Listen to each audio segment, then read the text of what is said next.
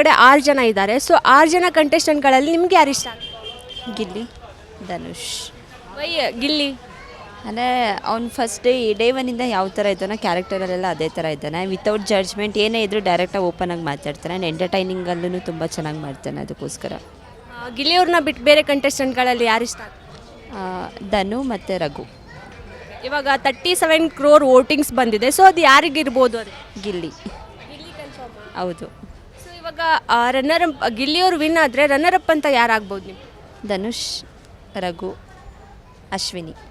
ಇವಾಗ 6 ಜನ ಕಂಟೆಸ್ಟೆಂಟ್ಗಳಲ್ಲಿ ರಿಯಲ್ ಅಂದರೆ ವ್ಯಕ್ತಿತ್ವ ಯಾರ್ದಂತ ಅನಿಸುತ್ತೆ ನಿಮಗೆ? ಗಿಲ್ಲಿದೆ. ಹಾಗಾದರೆ ಉಳಿದಿರೋ ಕಂಟೆಸ್ಟೆಂಟ್ಗಳು ಅಶ್ವಿನಿ ಆಗಿರ್ಬೋದು, ರಘು ಆಗಿರ್ಬೋದು, ರಕ್ಷಿತಾ ಆಗಿರ್ಬೋದು, ಇವರೆಲ್ಲರ ಬಗ್ಗೆ ಏನು ಅನಿಸುತ್ತೆ? ಅವರು ಸಮ್ಟೈಮ್ಸ್ ಮೇ ಬಿ ಅವ್ರನ್ನ ಅವರು ಹೊರ್ಗಡೆ ಹಾಕೊಳ್ಳೋದಕ್ಕೆ ತುಂಬ ಟೈಮ್ ತೊಗೊಂಡ್ರು ಅಂತ ಅನಿಸುತ್ತೆ. ಆ್ಯಂಡ್ ಅಡ್ಜಸ್ಟ್ ಆಗೋದಕ್ಕೂ ತುಂಬ ಟೈಮ್ ಬೇಕಾಯಿತು.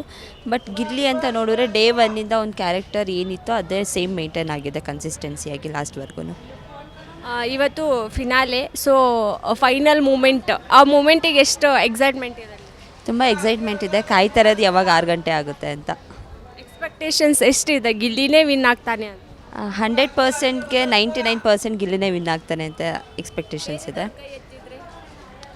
ಗೊತ್ತಿಲ್ಲ, ಅನ್ಫಾರ್ಚುನೇಟ್ ಅಂತ ಅಂದ್ಕೋಬೇಕಷ್ಟೆ.